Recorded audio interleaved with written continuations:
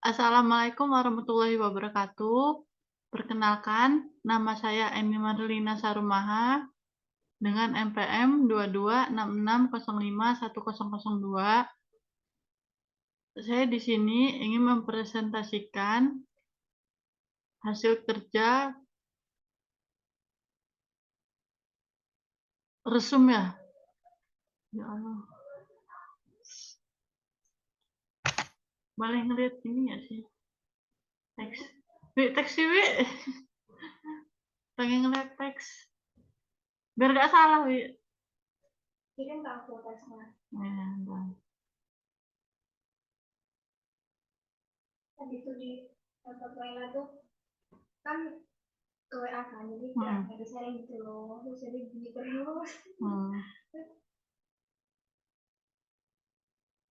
Hasil resum dari buku chapter 1, 2, 3 ya.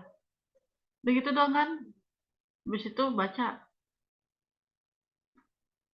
Cuma Mana itu? apa? Udah aku kirim ke kamu. Gitu doang kok. Ada. Ada. Ya aku ngirim ke siapa ya? Belum, nggak ada. Oh, aku ngirim ke diriku sendiri.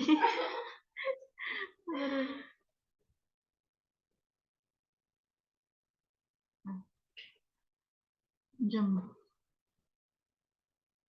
Mana? Oh, paling atas. Oh iya, deh kan.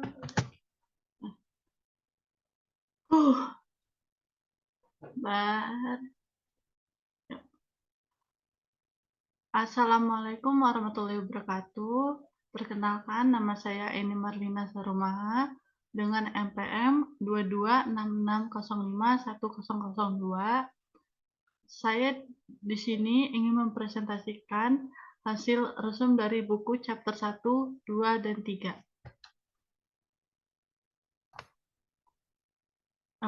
Dengan judul Manajemen Pemasaran.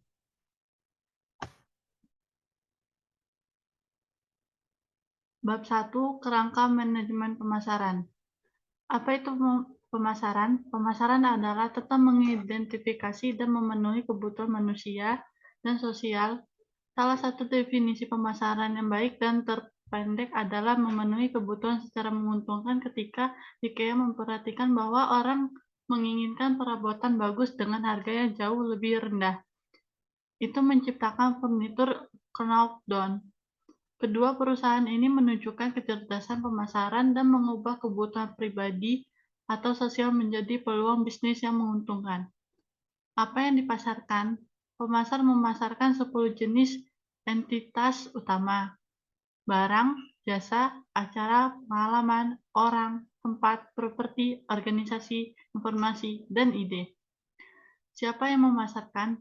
Pemasar adalah seseorang yang mencari tanggapan perhatian, pembelian suara, sumbangan dari pihak lain yang disebut prospek. Untuk menciptakan organisasi pemasaran yang kuat, pemasar harus berpikir seperti eksekutif di departemen lain, dan eksekutif di departemen lain harus berpikir lebih seperti pasar. Kerja tim antar departemen yang mencakup pemasar diperlukan untuk mengelola proses utama seperti inovasi produksi, pengembangan bisnis baru, akuisisi, dan retensi pelanggan dan memenuhi pemesanan. Apa itu pasar? Secara tradisional, pasar adalah tempat fisik di mana pembeli dan penjual berkumpul untuk membeli dan menjual barang. Pemasar menggunakan istilah tersebut pasar untuk menggambarkan ya Allah.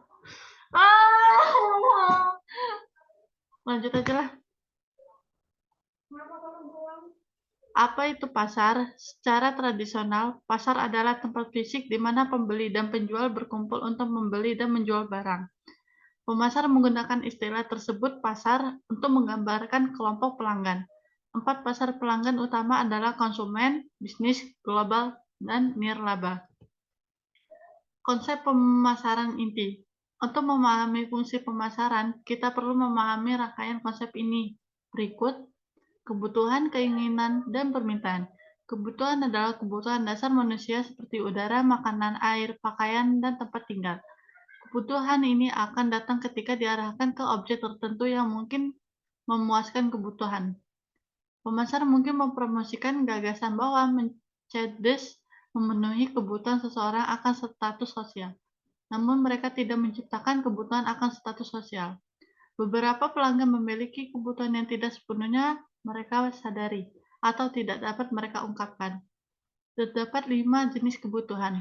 Yang pertama, kebutuhan yang dinyatakan. Pelanggan menginginkan mobil yang murah. Yang kedua, kebutuhan nyata. Pelanggan menginginkan mobil yang biasa. Udah lagi, ulang lagi.